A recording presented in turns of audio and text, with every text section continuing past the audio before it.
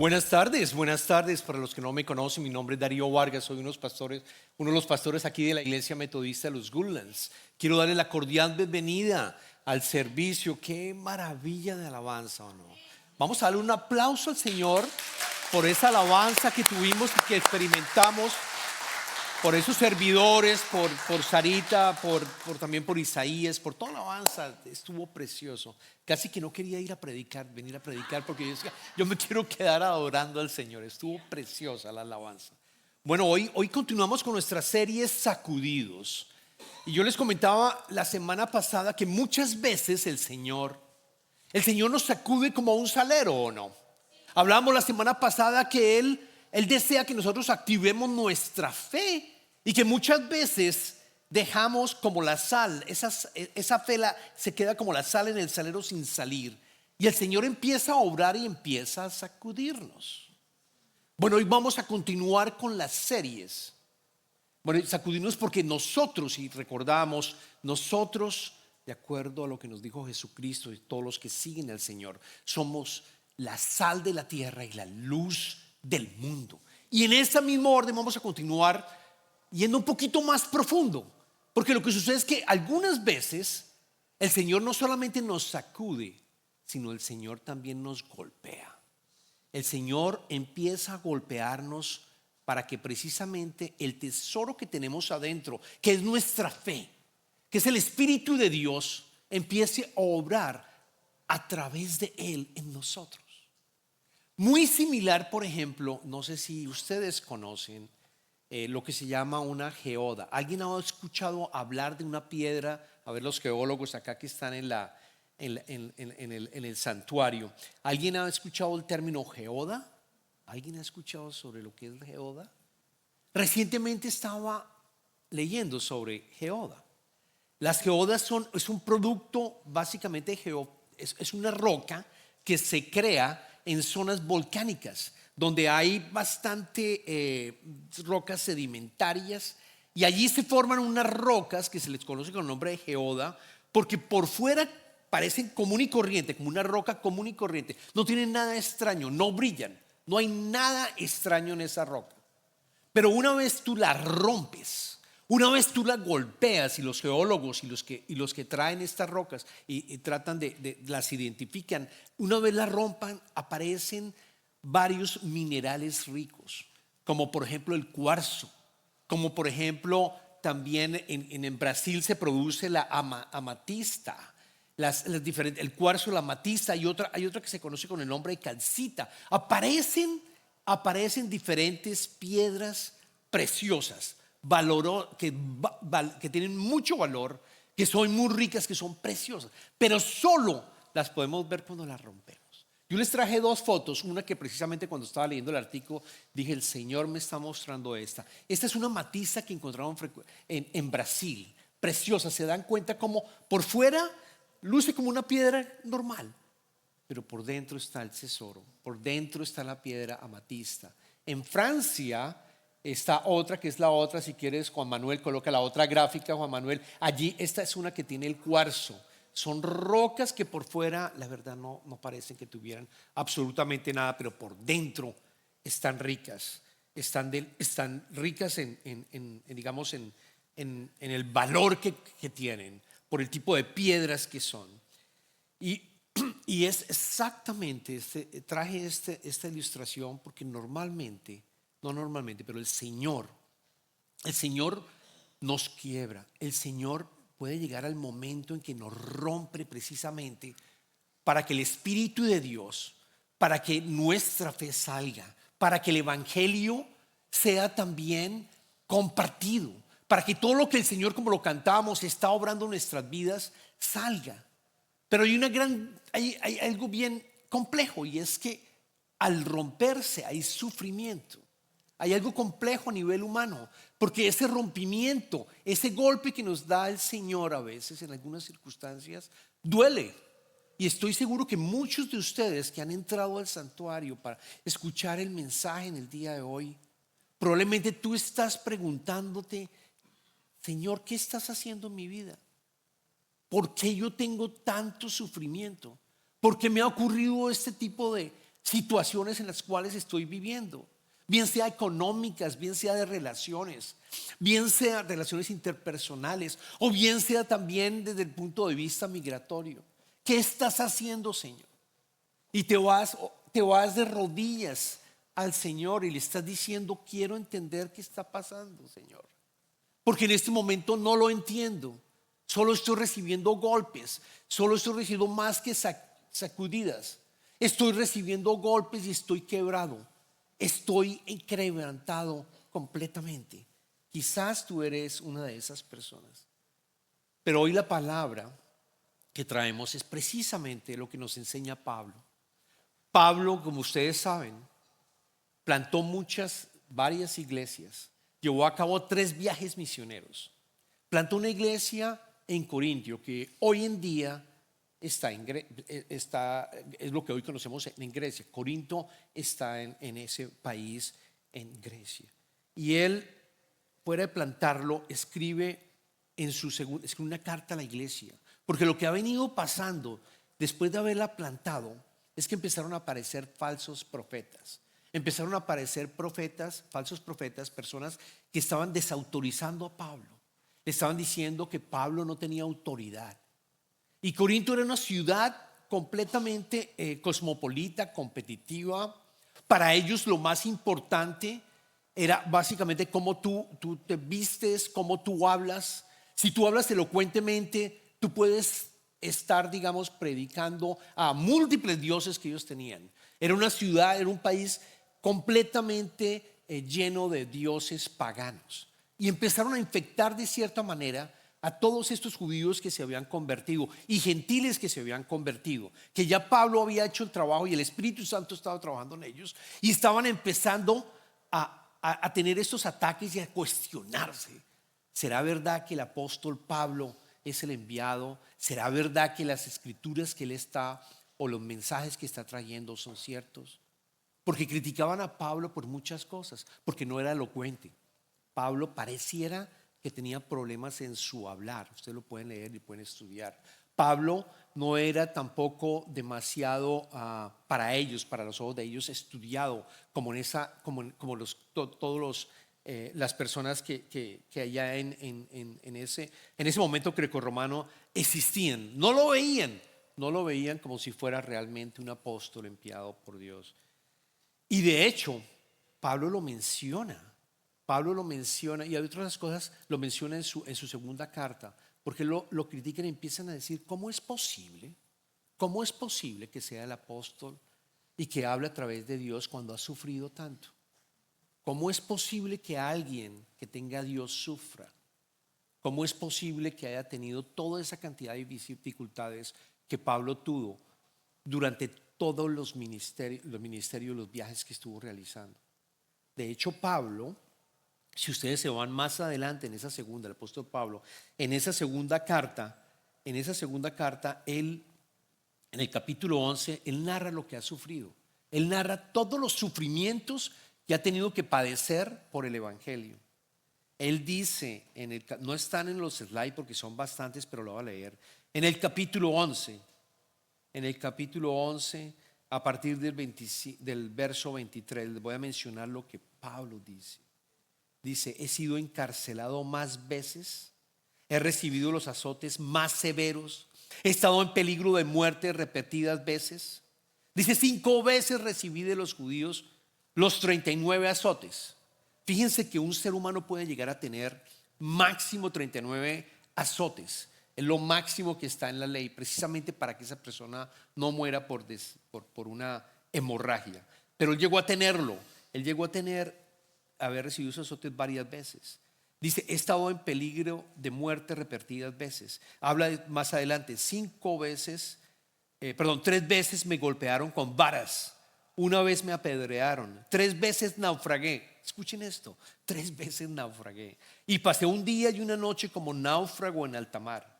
Mi vida ha sido un continuo ir y venir de un sitio a otro, en peligros de ríos, peligros de bandidos, peligros de parte de mis compatriotas, peligros a manos de los gentiles, peligros en la ciudad, peligros en el campo, peligros en el mar y peligros de parte de falsos hermanos, he pasado muchos trabajos y fatigas y muchas veces me he quedado sin dormir. He sufrido hambre y sed y muchas veces me he quedado en ayunas. He sufrido frío y desnudez.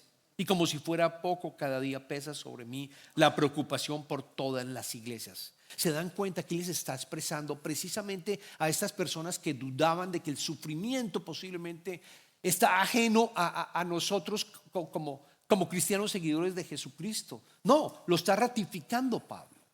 Pablo está diciendo, si estamos caminando con el Señor, no significa que vamos a dejar de sufrir en este mundo. No es así, vamos a sufrir. Y noten que lo explica claramente y los compara con ellos, que teóricamente ellos no habían sufrido por el Evangelio. Teóricamente ellos eran muy fuertes, teóricamente ellos eran muy capaces y no habían llegado a tener esas tribulaciones. Y a veces nos pasa a nosotros, ¿o no? Porque yo cuando estaba preparando el mensaje, yo me imaginaba cuando Pablo habla y dice que le pasa todo esto, estoy seguro que alguien debió haber estado allí, probablemente un judío, probablemente alguien que se estaba ya convirtiendo y de pronto dice, pero a ver, yo he estado navegando en el Mediterráneo muchas veces. Yo he estado navegando en el Mediterráneo bastante. Es parte de mi trabajo, quizás. Yo me imagino a esa persona. Y de pronto le dice a Pablo después, oye Pablo, pero a ver, yo navego en el Mediterráneo. Yo he estado navegando, pero nunca he tenido un naufragio. Usted habla que 3 veces tuvo un naufragio. No solamente 3 veces, sino que una vez quedó durante un día y medio, quedó en completa a la deriva. Lo empiezan a cuestionar, y nosotros somos iguales o no. Escuchamos a alguien que está sufriendo, escuchamos a alguien que ha tenido una gran desgracia y empezamos a cuestionarla. ¿Será que sí tiene al Señor o no? ¿Se acuerdan del libro de Job? ¿Se acuerdan del libro de Job? ¿Cuántos hijos tenía Job? Tenía 10 hijos. Todos murieron en un accidente que ocurrió. Job quedó enfermo también, una enfermedad en su piel. ¿Y qué le dicen los amigos de Job cuando tú lees el libro de Job? Empiezan a criticarlo y decirle, ¿será que tú tienes al Señor? Cuéntame cuál es el pecado que tú tienes. Porque de lo contrario no deberías estar sufriendo como tú estás sufriendo en este momento. Así nosotros reaccionamos cuando nos ponemos a pensar acerca del sufrimiento. Entonces vamos a aprender de Pablo, porque el apóstol Pablo nos deja 2 mensajes importantísimos. El primero, que quiero que lo notes, y si quieres anotarlo, recuerda, al frente de tu silla tenemos un librito en donde tú puedes anotar los comentarios del sermón, traerlo el siguiente domingo. Si te olvidó, por favor, adelante, llévatelo a tu casa y lo vuelves a traer, lo meditas en los mensajes que el Espíritu Santo te está llevando. Dios, primero, el primer mensaje que quiero traerles es, Dios a veces nos quebranta, nos golpea para formarnos y redirigir nuestra confianza hacia Él, el primero. Y el segundo, cuando nuestra confianza está en el Señor, su poder se manifiesta en nosotros. Su poder se manifiesta en nosotros.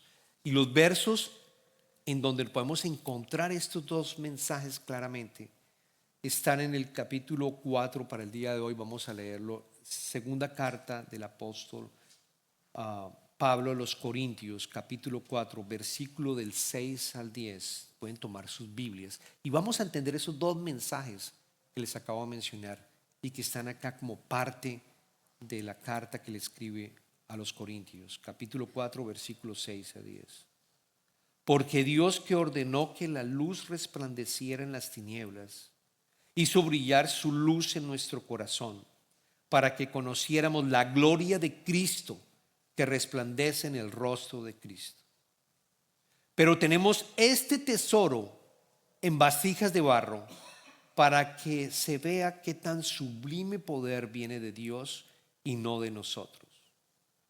Nos vemos atribulados en todo, pero no abatidos, perplejos, pero no desesperados, perseguidos, pero no abandonados, derribados, pero no destruidos. Donde quiera que vamos, siempre llevamos en nuestro cuerpo la muerte de Jesús para que también su vida se manifieste en nuestro cuerpo. Voy a estar haciendo una corta oración. Señor, te damos infinitas gracias por tu palabra. Te pedimos, Señor, que continúes también con tu espíritu en nosotros, aquí con nosotros, Padre.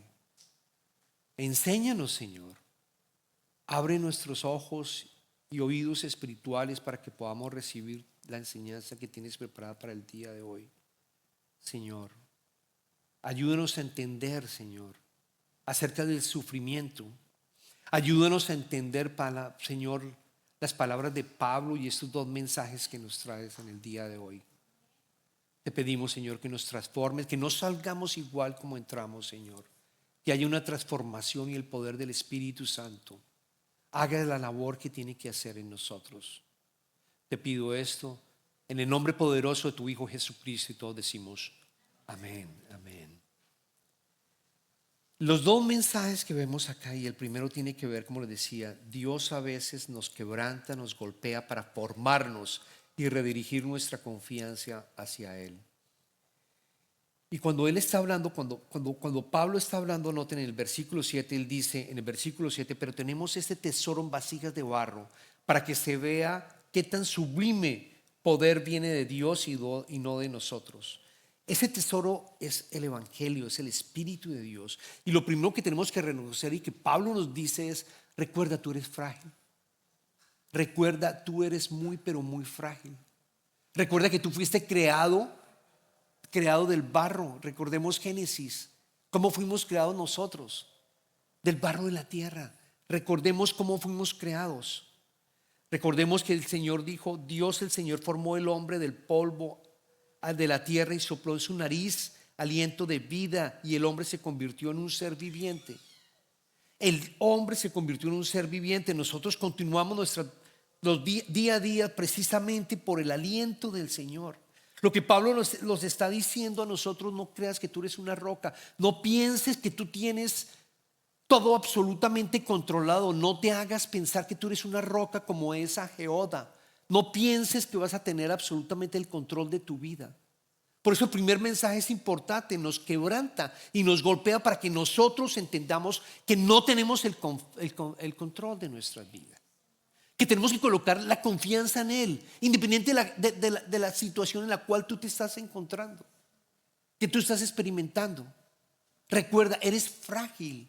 Y lo dice de una manera que cualquiera de las personas que hubieran escuchado hubieran entendido. Dice, son vasijas de barro. Este tesoro en vasijas de barro. Somos frágiles. Cualquier persona que hubiera escuchado hubiera entendido exactamente por qué hablaba el apóstol Pablo sobre vasijas de barro. Porque las vasijas de barro eran desechables, era lo más bajo. La utilizaban solamente para guardar el agua, guardar básicamente algún líquido que podía ser desechable, cosas que se pudieran básicamente, si se rompía esa vasija de barro, reemplazamos la vasija de barro. No había problema, no había ningún tesoro guardado. No guardabas cosas valiosas en una vasija de barro. Y nos dice el Señor, tú eres como una vasija. Recuerda que tú eres como una vasija de barro. Tú eres frágil. Quiero que seas humilde. Quiero que seas humilde y entiendas que tú no tienes el control. Quiero que seas humilde y entiendas que yo soy el que tengo el control. Tú no eres en realidad nada. Vienes sin nada y te vas sin nada. Absolutamente, absolutamente. Pero eres rico también. Eres supremamente rico porque te he dado mi espíritu. Te he dado dones, te he dado habilidades, te he dado la manera en que tú puedes llegar a ser la sal y la luz de este mundo que tanto lo necesita. Quiero que la uses, no la guardes como esa geoda, porque lo contrario, yo voy a empezar a sacudirte y puedo llegar a golpearte para que despiertes y te des cuenta de qué es lo que está dentro. Si tú sigues al Señor, si tú tienes la confianza en Él, crees en Padre, Dios Hijo y Dios Espíritu Santo, crees que es tu Salvador, entonces vamos a tener que golpearte de vez en cuando para que entiendas que tú no tienes el control, que tienes que confiar en mí. Y es precisamente lo que Pablo dice más adelante, al principio de su carta. Al principio de su carta, Pablo dice en el versículo 8 y 9, Dice, hermanos, no queremos que desconozcan las aflicciones que sufrimos en la provincia de Asia. Estábamos, noten lo que dice, estábamos tan agobiados bajo tanta presión que hasta perdimos la esperanza de salir con vida. Nos sentíamos como sentenciados a muerte. Nos sentíamos como sentenciados a muerte. Pero Pablo dice en ese primer capítulo, por eso sucedió para que no, pero eso sucedió para que no confiáramos en nosotros mismos, sino en Dios que resucita a los muertos. Confiáramos en nosotros mismos, no confiáramos en nosotros, sino en Dios que resucita a los muertos. Nos dice, no confíes en ti mismo, no confíes en los demás, no confíes en tu chequera, no confíes en tu trabajo, no confíes en tus habilidades, te las di, pero no confíes en ellas.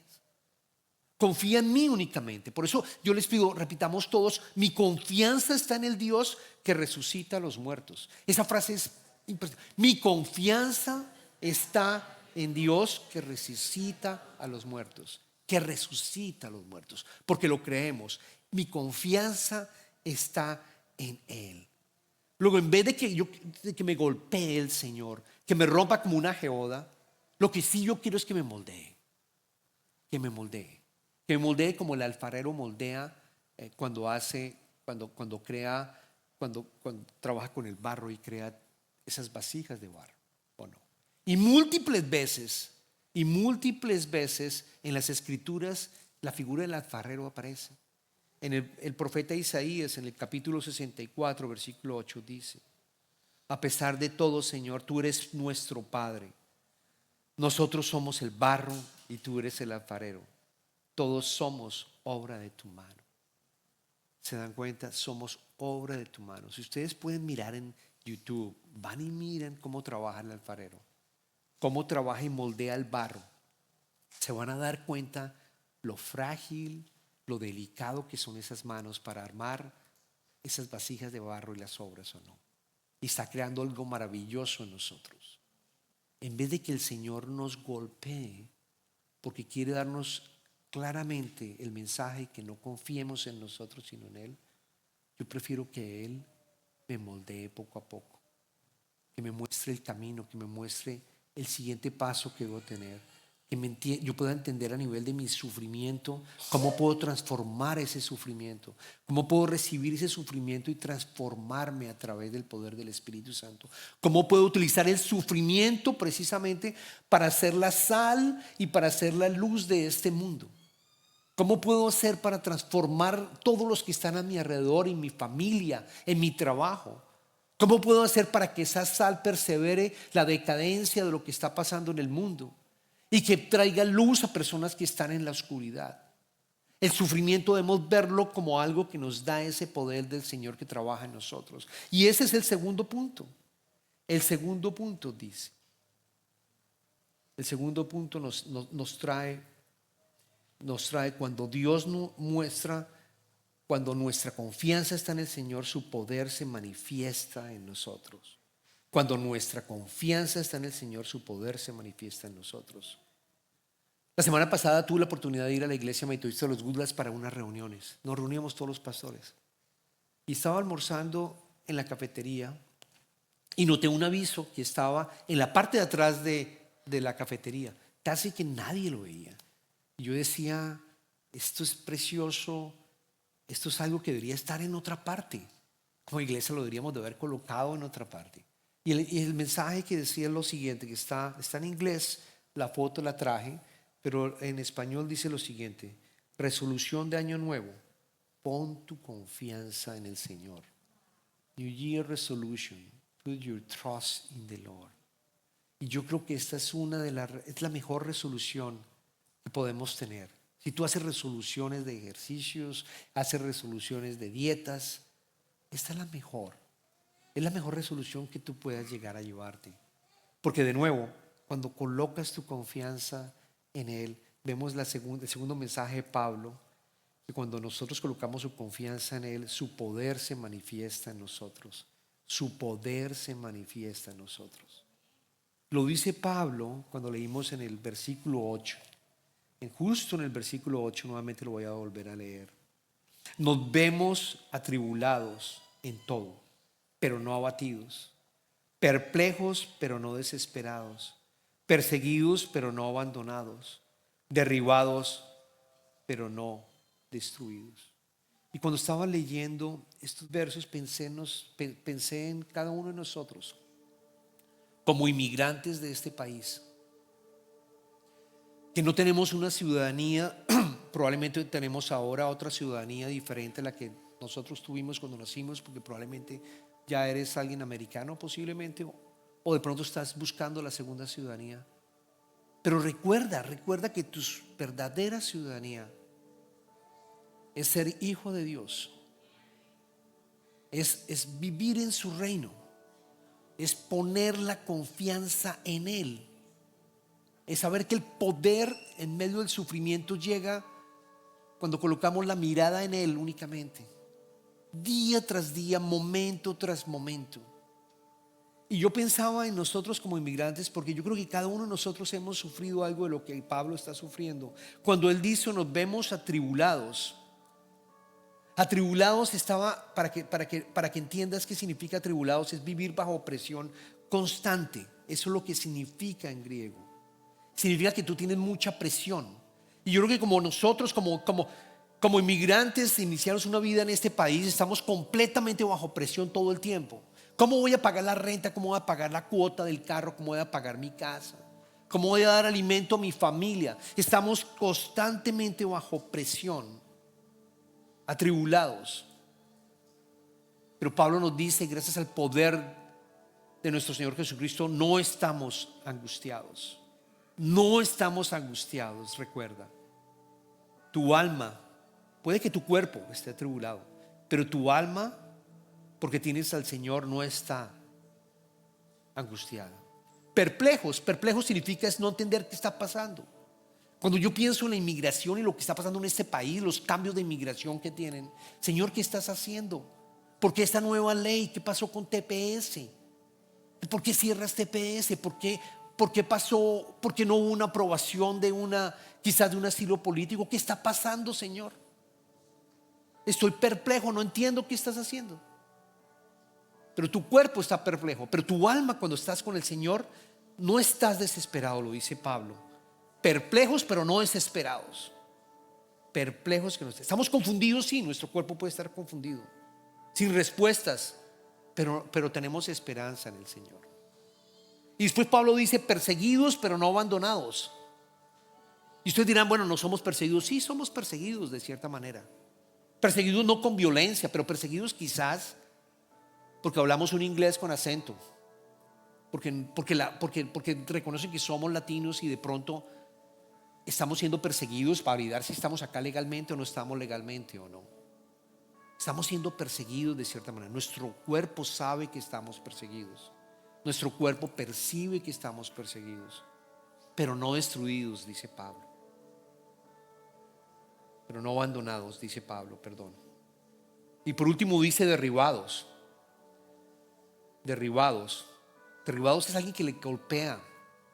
Derribados es alguien que recibe un golpe y queda derribado por algo que pasó, o un golpe o algo que sucedió, algo muy fuerte que nos tumbó.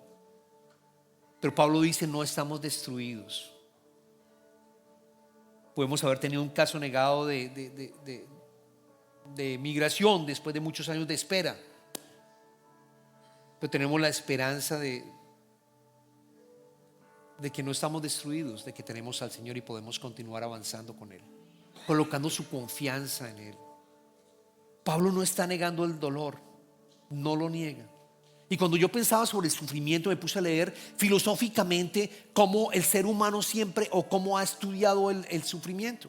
Y noten lo que dicen los estoicos. Los estoicos fueron seguidores del estoicismo. Es una escuela filosófica nacida en la antigua Grecia, donde estaban los de Corinto. Y ellos enseñaban que para vivir debemos de vivir siempre con la razón y no con las emociones. Los estoicos decían: acepta el sufrimiento, aguántate el sufrimiento. Los epicúreos fueron seguidores del epicureísmo, una escuela filosófica de la antigua Grecia. Y ellos decían: evita el sufrimiento, evita la muerte. Todo el tiempo estaban pensando tú tienes para afrontar el sufrimiento es no para afrontarlo. Evítalo. Es decir, no salgas, no hagas, no tomes un riesgo. Quédate como en el salero allí, no salgas. Porque puedes llegar a sufrir y alguien puede llegar a hacer algo contra ti. Y los masoquistas, ¿qué dicen? Abraza el sufrimiento por sí mismo. Date azotes. Abraza el sufrimiento. Bienvenido al sufrimiento. Pero el evangelio no encaja en ninguna de estas ideas. Cristo no vino aquí a la tierra para que nosotros sufráramos como cualquiera de esas tres ideas que de pronto están rondando en tu cabeza. El evangelio nos dice simplemente que no nos dice que aguantemos el sufrimiento, no nos dice que lo evitemos a toda cosa, tampoco nos dice que lo busquemos. El evangelio nos dice absorbe el sufrimiento, absorbe el sufrimiento y permite que te transforma el sufrimiento. Permite que te transforma, porque si colocas la confianza en Él, entonces el poder del Espíritu Santo te va a transformar. Te va a transformar, te va a convertir en esa sal activa que permite que no haya decaimiento ni en ti ni en los demás, y que seas la luz de Cristo. Es cuando empiezas a dar testimonio en tu vida de todo lo que el Señor ha hecho. Lo cantábamos acá. Sabemos que el Señor está trabajando y no lo vemos, pero sabemos que Él está obrando. Y no lo vemos, pero Él está obrando. Y cuando sufrimos y nos transforma, podemos ser la luz, dando testimonio a otros que están perdidos, a otros que no conocen a Jesucristo. Y entonces también puedes empezar a dar cualquier tipo. Cuando estamos hablando de mayordomía, estamos hablando de que tú eres mayordomo de todo lo que el Señor te ha dado. Absolutamente todo lo que el Señor te ha dado. Tu dinero, tu profesión, tus habilidades, absolutamente todo lo que tú tienes. Quiero que entiendas, todo lo que tú tienes el Señor te lo ha dado. Y por eso eres rico, porque tienes a Cristo. Pero ¿sabes qué? Tú no eres el dueño de ese tesoro. Entonces pasas a ser mayordomo. Pasas a ser alguien que administra lo que el Señor te ha dado. Y cuando viene el sufrimiento es precisamente para que entiendas también que tú tienes al Señor, que no estás agobiado, que no estás golpeado, que Él camina contigo, que Él te acompaña de la mano como el alfarero, te cuida. Pero precisamente para que lo que tengas adentro y te ha dado el Señor salga a flote. Salga a flote. El tesoro no nos pertenece. El poder que tenemos no nos pertenece. La gloria que recibimos del Señor no somos los que hacen y generan la gloria, sino es el mismo Señor. Se nos ha confiado. Esa es la mayordomía. La próxima semana, todos los campos de la iglesia metodista de los Woodlands van a tener lo que se llama el compromiso, el Commitment Sunday, el domingo de compromiso. Y les vamos a entregar una tarjeta a cada uno de los que van a venir al servicio la próxima semana. Van a recibir una tarjeta. Pero ojo, los miembros de la iglesia les vamos a pedir el favor que en esa tarjeta coloquen lo que ustedes normalmente dan durante el año y piensan que pueden dar durante el año, durante el 2026. Significa, yo sé que todo lo que el Señor me ha dado no me pertenece, y que voy a ser mayordomo, y que he venido dando lo poco que yo puedo, y voy a hacer un cálculo a nivel anual y digo, esto es lo que puedo dar semanalmente: $10, $5, o lo 10 o 1000 o 2000, dependiendo de lo que el corazón te diga. Y vas a llenar esa tarjeta, porque con eso la iglesia se encarga de poder administrar los recursos y saber qué ministerios podemos llevar a cabo durante este año 2026. Pero es particularmente para los miembros de la iglesia. Ahora, si tú vienes y tú también estás dando tu ofrenda, yo te invito también que la llenes. Y va a haber un cofre y todos vamos a colocar esas ofrendas y van a ser llevadas y oradas. Vamos a orar por ellas y van a ser llevadas al departamento financiero de la iglesia, para así determinar con cuánto presupuesto se cuenta para el año 2026. Es la próxima semana. Yo los invito a que oren. ¿Qué voy a dar? El Señor me ha dado, no solamente monetariamente, sino también de los dones que yo tengo. ¿Cómo voy a hacer testimonio para el mundo? ¿Cómo voy a permitir que esa sal salga de mí? Esa vasija que nosotros somos de barro pueda mostrar el tesoro, dependiendo siempre de Él y confiando en Él. Te invito a que cierres los ojos, vamos a orar.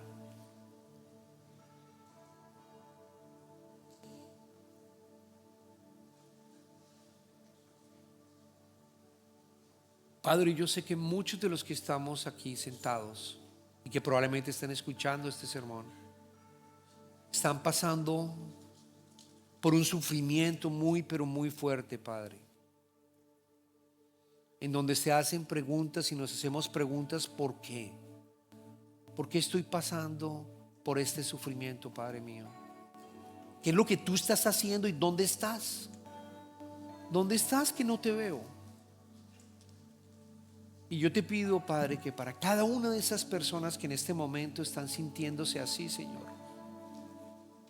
por el poder del Espíritu Santo, tú puedas hablarles y decirles que tú estás caminando con ellos en medio del sufrimiento,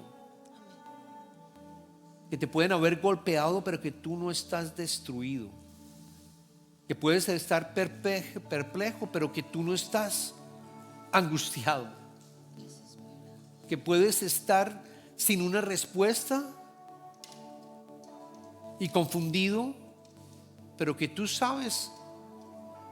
Dile, Señor, que tú estás obrando, que después tú vas a mirar todo lo que tú has hecho a través de ellos, Padre mío.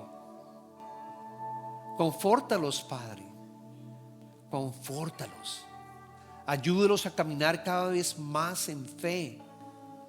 La fe es lo que nosotros no podemos ver con nuestros propios ojos, pero que tenemos la certeza de que tú estás obrando y tú estás trabajando, Señor. Danos esa certeza, Padre mío. Consuélanos, Señor. Y por último, Padre, que si tenemos esas, Señor, que seguramente hemos escrito en algunos de nuestros papeles, en algunos de nuestros diarios, hemos colocado tantas y tantas promesas para este año y hemos colocado tantos deseos para este año, Señor, que el único deseo, Señor, que tenemos para este año es colocar completamente la confianza en ti. Que si hace falta en alguna área, Señor, que nos las muestres y podemos entregarte completamente a ti, porque queremos ver el poder tuyo, del poder del Espíritu Santo obrando en nosotros.